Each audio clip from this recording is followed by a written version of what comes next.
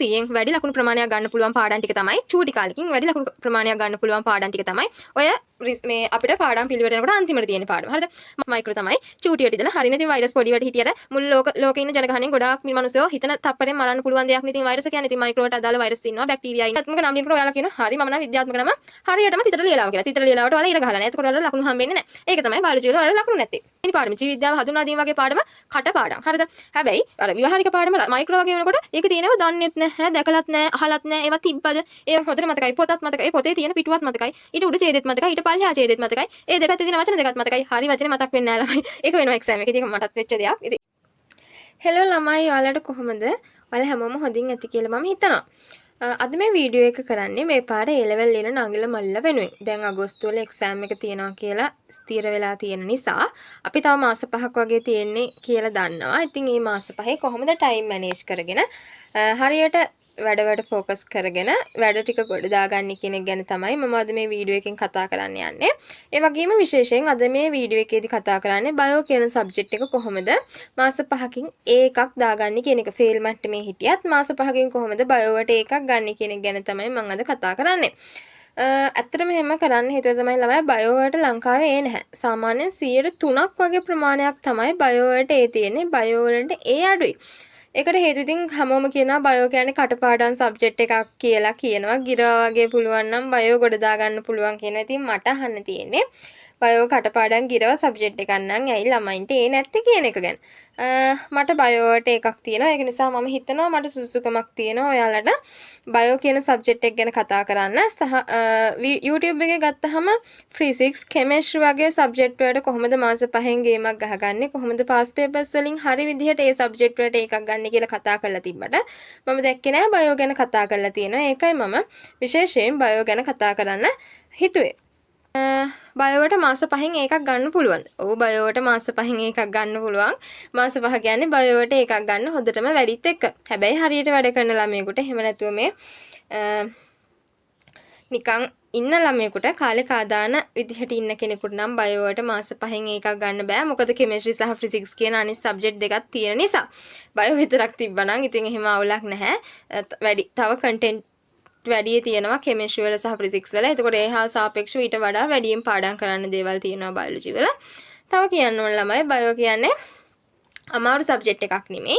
හැබැයි බයෝ කියන්නේ ලකුණු ගන්න අමාරු සබ්ජෙක්ට් එකක්. මොකද හරි වචනේ ඒ තැනදී අපි කට වචනේ ලිව්වට අපි දන්නවා වුණාට ඒකට ලකුණු හම්බෙන්නේ නැහැ. හරි වචනේ හරි පොයින්ට් එකේදී ඒ විදිහට ලිව්වොත් විතරයි අපිට බයොලොජි වල ලකුණු හම්බෙන්නේ. ඒක තමයි 3% වගේ චූටි පිරිසකට බයෝ වලට ඒ තියෙන්නේ. එතකොට බයෝ වල ගත්තහම ළමයි ඔයාලා දන්නවා. ඔයාලා ඉතින් මං හිතනවා මේ වෙනකොට අඩුම තරමේ පාඩම් 10 ගැනවත් යම් කිසි අවබෝධයක් ඇති කියලා. ෆස්ට් ට්‍රයි ළමයි නම් කොහොමද දන්නේ? මමත් ෆස්ට් ට්‍රයි එකේදී අර විවහාරික පාඩම එහෙම අන්තිමට ළමයි එහෙම පාඩමක් තියෙනවා කියලා දැනගත්තේ. මොකද අපේ කාලේ අන්තිමට රිසෝස් බුක් එක ආවේ. දැන් රිසෝස් බුක් එකක් අවුට් වෙලා තියෙනවානේ. එතකොට විවහාරික විද්‍යාව කියන පාඩමට රිසෝස් බුක් එකක් අපි එක්සෑම් ලියනකොටම වගේ තමයි අවුට් උනේ. එතකන් රිසෝස් බුක් එකක් තිබෙත් නැහැ. ඉංග්‍රීසි මීඩියම් තිබ්බා. මං කිව්වේ සිංහල මීඩියම් ගැන. දැන් ඔයාලට කොහොමද දාලා අදහසක් තියෙනව නේද? එකපාරක් හරි එක්සෑම් ලියපු කෙනෙක්ට නම් අදහසක් තියෙනවා කොහොමද ප්‍රශ්න අහන්නේ කියලා. හැබැයි ෆස්ට් ට්‍රයි ලියන ළමයෙකුට කිසිම අදහසක් නැතුව ඇති කොහොමද ප්‍රශ්න අහන්නේ කියන එක ගැන. සාමාන්‍යයෙන් බයොලොජි වල පාඩම් 10ක් තියෙනවා ළමයි. ඒ පාඩම් වල තියෙන කන්ටෙන්ට් එක එකිනෙකට වෙනස්. දැන් ක්‍රියාකාරී සත්‍ය වගේ පාඩමකට ගත්තාම ඒකේ තියෙන කන්ටෙන්ට් එක සමාන වෙනවා. ශුද්ධ ජීව විද්‍යාව, කියන්නේ මයික්‍රෝ, ප්‍රවේණීය, පරිසර විද්‍යාව, විවහාරික ජීව විද්‍යාව වගේ පාඩම් 4ම එකතු කළත් අර සත්‍යය තියෙන පාඩමේ තියෙන කන්ටෙන්ට් එකට සමාන කරන්න බෑ. ඒ තරම් වෙන තොගයක් තියෙනවා ක්‍රියාකාරී සත්‍ය පාඩමේ. හැබැයි ළමයි ඔයාලා අමතක කරන දෙයක් තමයි ඔයාලා අර ලොකු වල තියෙනවා මේවෙන් එනවා කියලා ඒ පාඩම් කට පාඩම් කරන් යනවා. හැබැයි අන්තිමට තියෙන පාඩම් 3-4ට වැඩි ફોකස් එකක් දෙන්නේ නැහැ. හැබැයි ළමයි ලකුණු 100න් වැඩි ලකුණු ප්‍රමාණයක් ගන්න පුළුවන් පාඩම් ටික තමයි චූටි කාලෙකින් වැඩි ලකුණු ප්‍රමාණයක් ගන්න පුළුවන් පාඩම් ටික තමයි ඔය මේ අපිට පාඩම් පිළිවෙලට යනකොට අන්තිමට තියෙන පාඩම. හරිද? මයික්‍රෝ ගත්තාම මයික්‍රෝ වල කියන්නේ ස්කූල් සිලබස් එකේ කාලච්ඡේද 10කට වඩා වෙන් කරලා නැහැ මයික්‍රෝ වලට. හැබැයි මයික්‍රෝ වලින් ලකුණු 10ක් 12ක් වගේ ගන්න පුළුවන්. සාමාන්‍යයෙන් MCQ 5ක් වගේ එනවා. සහ අනිවාර්යෙන් රචනා ප්‍රශ්නයක් අහන්න පුළුවන්. රචනා ප්‍රශ්නයක් අහන්න පුළුවන්. මොකද කෙටි සටහන් ලියන්න. එහෙම නැත්නම් සම්පූර්ණ රචනා ප්‍රශ්නයක් අහන්න පුළුවන් 7.5ක මයික්‍රෝ පාඩමෙන්. එහෙම නැත්නම් ස්ට්‍රක්චර් එස්සේ අහන්න පුළුවන් පාඩමක් මයික්‍රෝ කියන්නේ. අනිවාර්යෙන් හැම අවුරුද්දකම ලකුණු 10ක් 12ක් අතර ප්‍රමාණයක් මයික්‍රෝ කියන පොඩි පාඩමෙන් ගන්න පුළුවන්. ඔයාලා හිතන්නත් නැතුව ඇති. ක්‍රියාකාරී සත්‍ය පාඩමෙන් සාමාන්‍යයෙන් ලකුණු 25ක් 30ක් වගේ එන්නේ. ඒ වගේ ලොකු කන්ටෙන්ට් එකක් ගොඩාක් තියෙන පාඩමයකිනුත් ලකුණු 25ක් 30ක් එනකොට එකෙන් භාගයකටත් වඩා අර චූටි පාඩමෙන් ගන්න පුළුවන්කම තියෙනවා. ඉතින් ඔයාලා එක්සෑම් එකට යනකොට අර මුල පරිසර මේ ශාක විද්‍යාව, පරිණාමය, සත්වය ඒ ටික ගොඩ දාගෙන යනවා. හැබැයි අර වැඩි ලකුණක් ගන්න තියෙන පාඩම් ගැන බලන්නේවත් නැහැ. ඒවෙන් ලකුණු වෙන්නේ නැහැ කියලා හිතලාද මන් දන්නේ නැහැ. ඉතින් කොහොම හරි මම පාඩම් කරන්න කලින් මම ඉස්සෙල්ලාම ගොඩක් මම ළමයි පාඩම් කළා. පාඩම් කරලා ඉවර වෙලා අන්තිම කාලේ යනකොට මම පාස් පේපර්ස් තමයි කළේ. පාස් පේපර්ස් කියන්නේ හැම පාස් පේපර්ස් එකක්ද අපි පේසුරුනේ සාමාන්‍යයෙන් කරන්නේ. ඒක අර ප්‍රශ්න වෙන් කරලා තියෙන නිසා පේසුරු අපි ලේසියට කරනවා. මමත් පේසුරු තමයි කළේ. හැබැයි මම බයෝ වලට පේසුරු පොත් ගත්තේ නැහැ. මොකද අපිට අදාළ සිලබස් එක තියෙන්නේ 2019න් පස්සේ. එතකොට අපි බයොලොජි වලට අනිත් සබ්ජෙක්ට් වලට අවුලක් නැහැ. හැබැයි බයොලොජි වල 2019න් කලින් තියෙන ඕල් සිලබස් එකයි 2019න් පස්සේ තියෙන අපේ නිව් සිලබස් එකයි එකක් නෙමෙයි දෙකක්. එක වෙනස්. එතකොට අපි අර ප්‍රාරණ ප්‍රශ්න වලට ඒට අදාළ උත්තර ගන්න ගියාම පොඩ්ඩක් පැහැදිලි සහගත වෙනවා. ඒක නිසා මම ප්‍රශ්න කළේ නිව් සිලබස් එකට අදාළව විතරයි. ඒකෙන් මම හිතනවා මට ගොඩ දාගන්න පුළුවන් වුණා කියලා. හැබැයි මම ප්‍රශ්න කළේ අනිත් අය කරන විදිහට නෙමෙයි. සාමාන්‍යයෙන් මට එක හොද්දට කරුණු තියෙන MCQ එකක් කරන්න පැය භාගයක් විතර යනවා. මම ඔයාලට තව වීඩියෝ එකකින් කියලා දෙන්නම් මම කොහොමද පාස් පේපර්ස් කළේ කියලා. එතකොට ගත්තහම අපේ පාඩම් 10 ගත්තහම ජීව විද්‍යාව හඳුන්වා දීම කියන පාඩමෙන් සාමාන්‍යයෙන් MCQ එකක් දෙකක් වගේ අහන්න පුළුවන්. සහ ස්ට්‍රක්චර් එසේ කොටසක් අහන්න පුළුවන්. එතකොට සම්පූර්ණයෙන් ඒ පාඩමෙන් ලකුණු 4ක් 5ක් වගේ අහනවා. රසායනික පදනම කියන්නේ දෙවෙනි පාඩමෙන් MCQ 6ක් 7ක් වගේ අහනවා. සහ ඒකෙන් ස්ට්‍රක්චර් එසේ කොටසක් එහෙම නැත්නම් රචනා ප්‍රශ්නයක් සම්පූර්ණ රචනා ප්‍රශ්නයක් අහන්න පුළුවන්. නියුක්ලියික් ඇසිඩ් ප්‍රෝටීන වගේ එහෙම නැත්නම් ප්‍රභා සංශ්ලේෂණය, ප්‍රභා සුසනය, අනූනනය, ඌනනය ඒ වගේ සම්පූර්ණ ප්‍රශ්න අහන්න පුළුවන් නිසා සාමාන්‍යයෙන් ඒකෙන් ලකුණු 100න් 15ක් වගේ වෙන් වෙනවා රසායනික පදනම කියන දෙවෙනි පාඩමට. පරිණාමයෙන් MCQ 2ක් 3ක් වගේ අහන්න පුළුවන්. සහ පරිණාමයනුත් ස්ට්‍රක්චර් එසේ කොටස් අහන්න පුළුවන්. ඒක නිසා ලකුණු 5ක් 6ක් වගේ ඒ පාඩමනුත් වෙන් වෙනවා. ශාක කියන පාඩම ශාක පාඩමට ගොඩක් ළමයි ආස නැහැ. අනේ අපි ශාක වලට ආස නැහැ. සාමාන්‍ය ළමයින්ගෙන් අහුවම ශාක පාඩමට ගොඩක් අය ආස නැහැ. සත්‍යයට ආසයි. හැබැයි ශාක වලට ආස නැහැ. හැබැයි ශාක වලින් MCQ 7ක් 8ක් සමහර අවුරුදු වල 10ක් විතරත් අහන්න පුළුවන්. සම්පූර්ණ ලකුණු 100න් 15ක් වගේ වෙන් වෙනවා ශාක වලට. ශාක වලින් ද්විතීක වර්ධනය, ප්‍රාථමික වර්ධනය, රසෝද්ගමනය, උත්ස්වේදනය අන්න ඒ වගේ රචනා ගැටලු අහන්න පුළුවන්. ඒක නිසා ලකුණු 15ක් විතර වෙන් වෙන පාඩමක් තමයි ශාකය පාඩම. ඔයාලා කැමති වුණත් ඉතින් ඔයාලට ඒකක් ගන්න ඕන නම් අනිවාර්යෙන් කවර් කරගන්න ඕන පාඩමක් තමයි ශාකය කියන්නේ. ක්‍රියාකාරී සත්‍යයෙන් නම් ළමයි ඉතින් ඒකේ තියෙන කන්ටෙන්ට් එකත් එක්ක අනිවාර්යෙන්ම ලකුණු අහන්න ඕනේනේ. ඉතින් ඒකෙන් සාමාන්‍යයෙන් MCQ 15ක් 17ක් වගේ සහ රචනා ප්‍රශ්න අහන්න පුළුවන්. ස්නායු පද්ධතිය, රුධිර සංසරණ පද්ධතිය, බහිශ්‍රාවී පද්ධතිය, අපේ අවුරුද්දේ ඇහුවා ප්‍රජනක පද්ධතියෙන්, පුරුෂ ප්‍රජනක පද්ධතියෙන් සහ බහිශ්‍රාවී පද්ධතියෙන් කෙලින්ම රචනා ප්‍රශ්න දෙකක්ම ඇහුවා. ප්‍රජනනයෙන් වගේ ගොඩක් හොඳ රචනා ප්‍රශ්න දාන්න පුළුවන් නේ. සාමාන්‍ය ලකුණු 25ක් 30ක් වගේ ආවරණය කරන්නේ ඒ ලොකු පාඩමෙන් තමයි. එතකොට පේපරෙන් කෙලින්ම 3න් එකක් ආවරණය කරනවා. ක්‍රියාකාරී සත්‍ය පාඩම ඉතින් වෙන්න ඕනේ. මොකද සිලබස් එකෙනුත් කෙලින්ම 3න් එකක් වෙන් වෙලා තියෙන සත්‍ය පාඩමට. එතකොට ඒකෙන් ලොකු ලකුණක් වෙන් වෙනවා තමයි. ප්‍රවේණියෙන් MCQ එකක් දෙකක් වගේ අහන්න පුළුවන්. සහ ස්ට්‍රක්චර් කොටසක් වගේ අහන්න පුළුවන්. රචනා ප්‍රශ්න වලත් කොටසක් අහන්න පුළුවන්. අර කෙටි සටහන් ලියන වගේ එකට දාලා ප්‍රවේණියෙන් අහන්න පුළුවන්. ඒක නිසා ලකුණු 5ක් වගේ වෙන් වෙනවා ප්‍රවේණිය. ප්‍රවේණිය කියන්නේ හරි චූටි පාඩමක් ළමයි. හැබැයි ලේසියෙන් ලකුණු ගන්න පුළුවන්. ඊළඟට මයික්‍රෝ එහෙම නැත්නම් ශුද්‍ර අණුක ජීව විද්‍යාව DNA ඒක ගැන තියෙන එක. ඒකනොත් MCQ 3ක් 4ක් වගේ අහන්න පුළුවන්. සාමාන්‍ය මේ අනුක ජීව විද්‍යාවෙන් අහන MCQ අමාරුයි. මොකද අපේ 40ත් 50ත් අතර කෑලි වලට මේ ප්‍රශ්න වලට තමයි මේ අනුක ජීව විද්‍යාවෙන් ප්‍රශ්න දාන්නේ. එතකොට ඉතින් රට පැටලෙනවානේ. ඉතින් ඒක නිසා අනුක ජීව විද්‍යාවෙන් අහන MCQ සාමාන්‍යයෙන් අමාරුයි. හරියට ඉගෙන ගත්තේ නැති කෙනාට නැත්නම් MCQ වලට ලකුණු 45ට උඩ ගහන එක අමාරු වැඩක් නෙමෙයි. ඒකෙනුත් ස්ට්‍රක්චර් කොටසක් අහන්න පුළුවන් සහ රචනා ප්‍රශ්නක කොටසක් අහන්න පුළුවන් නිසා ඒකෙනුත් ලකුණු 10ක් විතර වෙන් වෙනවා එක්සෑම් එකේදී. පාරිසරික ජීව විද්‍යාව, පරිසර විද්‍යාවෙන් MCQ 3ක් 4ක් වගේ අහන්න පුළුවන් සහ ස්ට්‍රක්චර් කෑල්ලක් හරි රචනා කොටසක කෑල්ලක් හරි අහන්න පුළුවන්. ඒතකොට ලකුණු 5ක් 6ක් වගේ ඒකෙනුත් වෙන් වෙනවා. මයික්‍රෝ ගත්තහම මයික්‍රෝ තමයි චූටියට ඉඳලා හරිනේ. ඉතින් වෛරස් පොඩිවට හිටියට මුළු ලෝකේ ඉන්න ජනගහණයෙන් ගොඩාක් මිනිස්සුયો හිතන තප්පරෙන් මරන්න පුළුවන් දෙයක් නේ. ඉතින් වෛරස් කියන්නේ ඉතින් මයික්‍රෝවට අදාළ වෛරස් ඉන්නවා, බැක්ටීරියා ඉන්නවා. ඒ වගේම තමයි මේ පාඩමත් චූටි. හැබැයි ඔයාලගේ ලකුණුවට ලොකු දෙයක් කරන්න පුළුවන් පාඩමක් තමයි මේ මයික්‍රෝ කියන්නේ. එතකොට මයික්‍රෝ වලින් MCQ සාමාන්‍යයෙන් 5ක් 6ක් වගේ අහන්න පුළුවන්. ඒ වගේම රචනා ප්‍රශ්නයක් අහන්න පුළුවන්. සම්පූර්ණ රචනා ප්‍රශ්නයක් අහන්න පුළුවන් පාඩමක් මයික්‍රෝ කියන්නේ. ඒ වගේම ස්ට්‍රක්චර් කොටස් අහන්න පුළුවන් පාඩමක්. ඔයාලගේ නම් ලියන්න, විද්‍යාත්මක නම් ලියන්න. ඔය විද්‍යාත්මක නම් ලියනකොට ඔයාලා කියනවා හරි මම නම් විද්‍යාත්මක නම හරියටම තිතර ලියලාව කියලා. තිතර ලියලාවට ඔයාලා ඉර ගහලා නැහැ. එතකොට ඔයාලට ලකුණු හම්බෙන්නේ නැහැ. ඒක තමයි බයොලොජි වල ඔයාලට ලකුණු නැත්තේ. ඒකෙන් සාමාන්‍යයෙන් ලකුණු 10ක් 12ක් වගේ ගන්න පුළුවන් පාඩමක් මයික්‍රෝ කියන්නේ. ඊළඟට විවහාරික ජීව විද්‍යාව අනේ අපිට වෙලාව තියෙනවද දන්නේ නැහැ. විවහාරික ජීව විද්‍යාවට කිසිම වැදගත්කමක් නැහැ. මොකද ඉස්කෝලේ ටර්ම් ටෙස්ට් එකට විවහාරික ජීව විද්‍යාවෙන් අහන්න වෙලාවකුත් නැහැ. පළවෙනි ටර්ම් ටෙස්ට් එකට පළවෙනි පාඩමයි දෙවෙනි පාඩමයි අහනවා. දෙවෙනි එක තුන්වෙනි එක වෙනකොට සත්‍යයෙන් අහනවා. අන්තිම එක වගේ වෙනකොට මේ විවහාරික ජීව විද්‍යාව ඉස්කෝලේ කරන්න වෙලාවකුත් නැහැ. ඒක වැඩක් නැහැ කියනවා.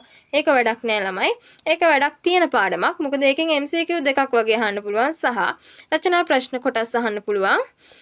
ස්ට්‍රක්චර්ස් ඒ කොටස් අහන්න පුළුවන්. සාමාන්‍ය ලකුණු 5ක් විතර වෙන් වෙන පාඩමක්. වැඩක් නැහැ කියන පාඩමක්. සමහර අය හිතන් ඉන්නවා මේ අන්තිමට තියෙන පාඩම් තුන පාරිසරික ජීව විද්‍යාව, මයික්‍රෝ සහ විවහාරික ජීව විද්‍යාව කියන පාඩම් කියන්නේ ඇප්ලයිඩ් බයොලොජි ඇප්ලයි බයොලොජි ඒවා වැඩක් නැහැ කියලා. ඒවා වැඩක් නැත්තේ නෑ වගේ තමයි.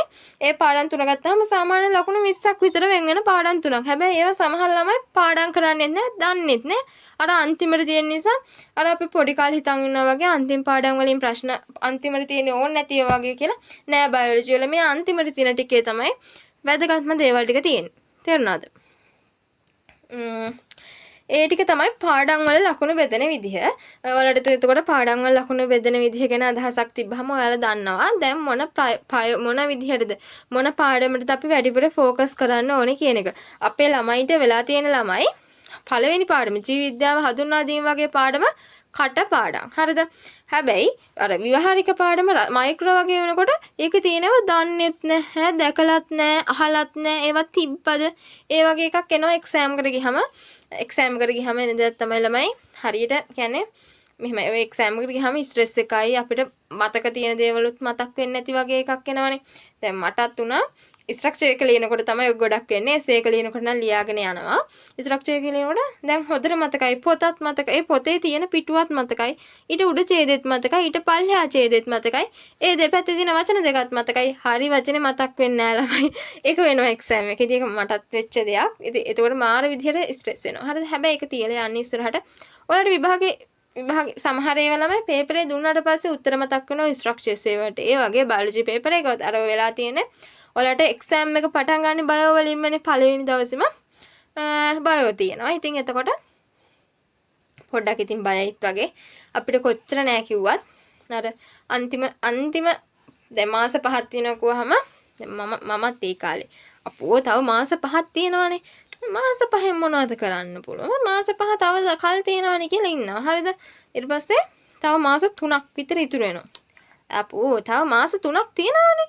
හරි මාස 3ක් යනවා. හරිද? ඊට පස්සේ මාසයක් විතර ගියාට පස්සේ කල්පනා කරනවා අම්මා දැන් නම් ඉතින් කෙලවෙන ලයින් එකක් තියෙන්නේ. ඔය ඊට පස්සේ ළමයි එක්සෑම් එක අතාරන ළමයි ඉන්නවා. මම සෙකන්ඩ් ෂයි එකට යනවා කියලා නෑ ළමයි. කොහම හරි අල්ලගෙන ඉන්න ඔක වෙනවා. හරිද? දැන් මාස 5 තියෙනවා කියලා හිතන්න එපා. මේ මාස 5න් තමයි අන්තිමටම ගොඩ යන්න පුළුවන්. ඒ කියන්නේ ඒ එකට යන්න පුළුවන්. නැත්නම් ඉතින් අමාරු නෑ ඒකට යන්න පුළුවන් මාස 3 මාසෙන් උනත් මම දන්නේ නැහැ. හරිද මම. ඉතින් අර එහෙම එයාලගේ IQ level එකත් එක්ක එහෙම පුළුවන් අය ඇති. හැබැයි ඉතින් පොදුවේ ගත්තහම මාස 5න් තමයි ගේමක් ගහන්න පුළුවන් අන්තිම කාලේ වෙන්නේ. මොකද ඉතින් ලොකුවට වැඩ තියෙනවානේ. ආර්ට් කොමර්ස් ගැන දන්නේ නැති නිසා මම කතා කරන්නේ නැහැ.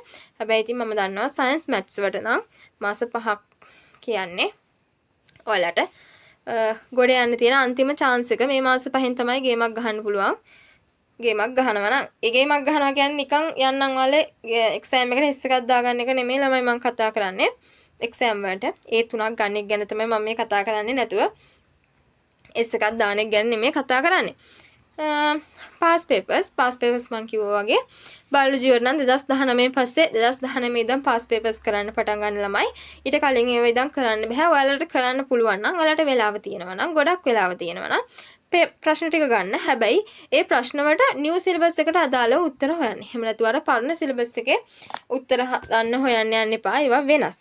ඒක නිසා බයොලොජි වලට නම් එක හරියන්නේ නැහැ.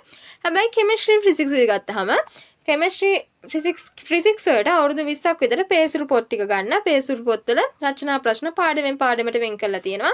අවුරුදු 20ක් විතර 82 ඉඳන් පේසුරු පොත්වල තියෙනවානේ. ඒ ප්‍රශ්න ටික ඔක්කොම කරන්න ඔයාලට ඒකක් ගන්න එක එච්චර අමාරු දෙයක් නෙමෙයි. එකම ප්‍රශ්නේ තමයි කලවම් කර කර අහන්නේ.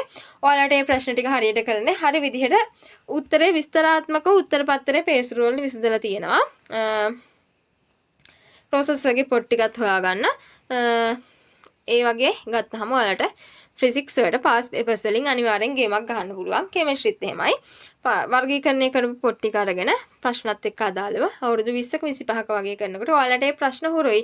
අලුත් ප්‍රශ්න දුන්නත් ඒක ඒ විදිහටම තමයි ප්‍රශ්න අහන්නේ. ඒ නිසා ලොකු අමාරුවක් නැතුව ඔයාලට ප්‍රශ්න ටික කරගන්න පුළුවන්. මම කිව්වේ බයෝ නම් අපලනේව කර කර ඉන්න එපා. ඒවා ගොඩක් වෙනස්. ඉතින් ඔයාලට ටයිමින් තියෙනවා නම් හරියට උත්තරයක් හොයාගන්න පුළුවන් නම් ඉතින් අවුලක් නැහැ. හැබැයි මම නම් කියන්නේ 2019 ඉඳන් පාස් පේපර්ස් කරන එක තමයි ගොඩක්ම හොඳ. ඒකෙන් තමයි ලොකු දෙයක් කරගන්න පුළුවන්. පාස් පේපර්ස් කරනකොට පාස් පේපර්ස් නිකන් පාස් පේපර්ස් කරන්න එපා ළමයි. නිකන් මම මේ ප්‍රශ්නේ දැක්කා ප්‍රශ්නේ කළා. හරි මේකට ඔයාලා පාස් පේපර්ස් කරනකොට කරන වැරද්දක් තමයි ළමයි බයෝ වල MCQ කරනකොට පැයෙන් පේපර් එක කරනවා. පැය භාග වෙනකොට උත්තර ටික බලලා ලකුණුත් අරගෙන ඉවරයි. හැබැයි පාස් පේපර්ස් කළා කිව්වට ඔයාලා ඒකෙන් දෙයක් කරලා නැහැ. ඔයාලා පේපරයක් ගත්තාම ඔයාලා වැරදි ඒවාට උත්තරනේ ඇයි මේක වැරදි මේකට හරි උත්තරය හොයන්නේ කියලා නෑ. හරිද? දැන් ඔයාලට ගත්තාම ප්‍රශ්නයක් අරගෙන ප්‍රශ්නෙට හරි උත්තරේ ඔයාලා ගහලා තිබ්බත් ඔයාලා කල්පනා කරන්න ඔයා ඊට අදාළව තියරි වලින් හොයලා බලන්න. ඇයි මේ උත්තරේ වැරදි? එතකොට මේකෙන් අහන්න පුළුවන් ප්‍රශ්නේ මොනවද? මං කියන්නේ මට සාමාන්‍යයෙන් MCQ එකක් කරන්න පැය භාගයක් විතර යනවා කියලා. ඒකයි මට එච්චර වෙලාවක් ගියේ. මොකද මම ප්‍රශ්නෙට ගත්තාම උත්තර 5ක් තියෙනවා. උත්තර 5න් දැන් මම හරි උත්තරේ ගහලා තිබ්බත් එතකොට මම දන්නවා. එතකොට මම ආයේ ඒ කොටසට යනවා. ඒ කොටසට ගිහිල්ලා මම බලනවා ඇයි මේකට උත්තරේ හරි කියලා මම දන්නවා. මේකෙන් තව මොනවද අහන්න පුළුවන්. මේකෙන් තව වැදගත් පොයින්ට් වගේ මොනවද කියලා මම බලනවා සහ මම නෝට් ඩවුන් කරගන්නවා. මම එක උත්තරෙන් උත්තරේ විචාරණය කරනවා. ඒ උත්තරේට අදාළව අහන්න පුළුවන් ප්‍රශ්න. දැන් වැරදි උත්තරයක් වුණත් වැරදි එකක් දීලා ආන්සර් එකක් දීලා තිබ්බත් එයාලා තව එකක් නම් හරි ඉතුරු හතරම වැරදිනේ. ඒ හතරයි වැරදි. එතකොට ඒ හතරෙන් මොනවද තව අහන්න පුළුවන්. ඒ හතරේ වැදගත් පොයින්ට්ස් මොනවද? අන්න ඒ වගේ දේවල් මම අහනවා. දැන් උදාහරණයක් ගත්තාම මේ වගේ පොඩි ප්‍රශ්න නම් අහන්න ගන්න. ප්‍රභා සංශ්ලේෂණයට අදාළ ඉන්ද්‍රිකා මොකක්ද කියලා අහුවොත් දීලා තියෙනවා මයිටොකොන්ඩ්‍රියාව, රයිබෝසෝම, හරිතලව, න්‍යෂ්ටිය වගේ උත්තර ටිකක් දීලා තියෙනවා කියමුකෝ. එතකොට උත්තරේ හරිතලව. හරිද? හැබැයි හරිතලව කියන්නේ ප්‍රභා සංශ්ලේෂණේ ප්‍රභා සංශ්ලේෂණය කියන්නේ හරිතලාවේ එක කාර්යයක් විතරයි. එහෙම නැතුව ඔක්කොම ඒකේ ප්‍රයෝජන නෙමෙයි. ඊට පස්සේ මම බලනවා තව හරිතලාවෙන් මොකේද පාවිච්චි කරන්නේ. හරිතලාවේ තව ප්‍රභා ශ්වසනය තියෙනවා. එතකොට හරිතලාවෙන් තව මොනවද තියෙන්නේ? හරිතලාවේ තියෙන ඉන්ද්‍රිකා මොනවද? තව ඒකේ තියෙන කොටස් මොනවද? හරිතලාවේ අදින්න පුළුවන්. හරිතලාවේ ප්‍රභා සංශ්ලේෂණයේ පතේ අන්න ඒක බලනවා. ඊට පස්සේ මයිටොකොන්ඩ්‍රියා මොකටද ගන්නෙ? මයිටොකොන්ඩ්‍රියා මොකටද ගන්නෙ? මයිටොකොන්ඩ්‍රියා ප්‍රයෝජන මයිටොකොන්ඩ්‍රියාවේ තියෙන කොටස්. එතකොට මයිටොකොන්ඩ්‍රියාවේ තියෙන වැදගත් පොයින්ට්ස් ඒක ගැන හොයනවා. න්‍යෂ්ටිය මොන වගේද? න්‍යෂ්ටියේ කොටස් නම් කරන්නේ. න්‍යෂ්ටියේ ප්‍රයෝජන. අන්න ඒ වගේ තමයි ප්‍රශ්න කරන්න ඕනේ. එහෙම නැතුව කරන්නම් ආයි කරලා වැඩක් නැහැ. මම ඒක ඔයාලට කිව්වේ 2019 ඉඳන් ප්‍රශ්න ටික කරනකොට ඔයාලට සම්පූර්ණ සිලබස් එකමත් කවර් වෙලා ඔයාලට එකම දේ හොදට කරලා හොදට මතක හිටිනවා.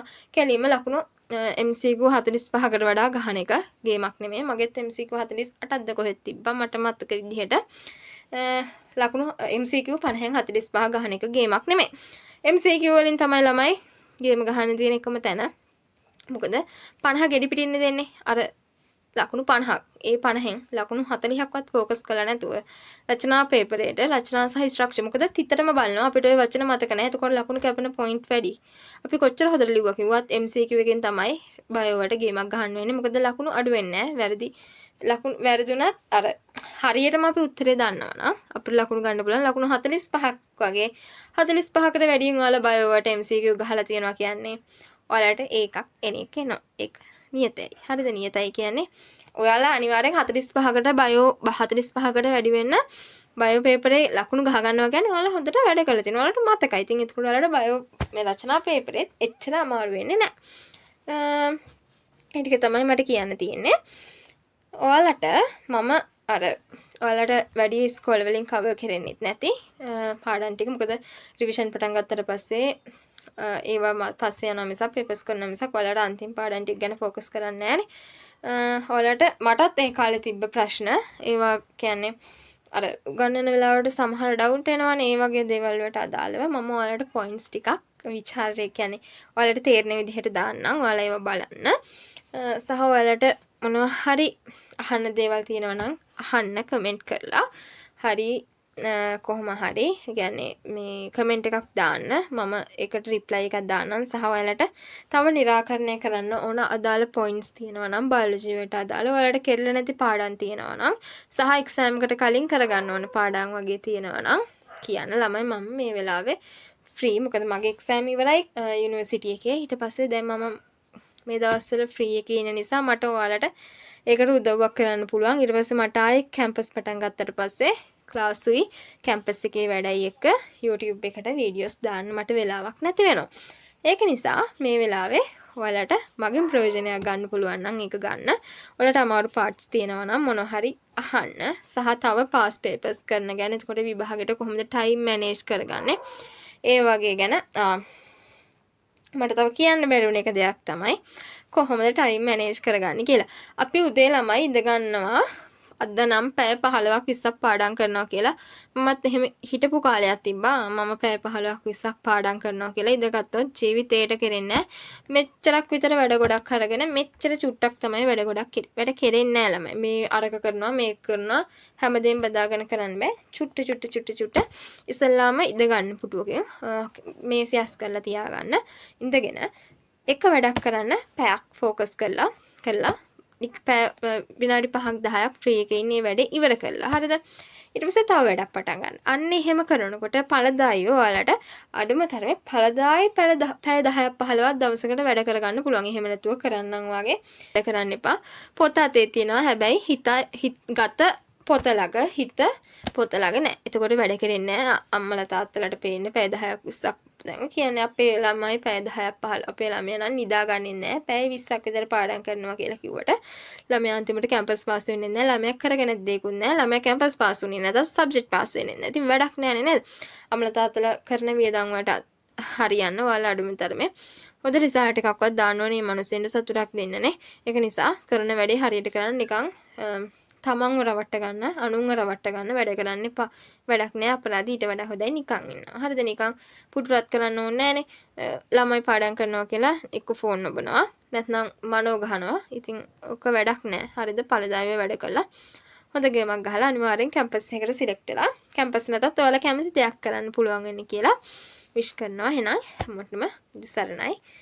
හොඳට වැඩ ටික කරගන්න.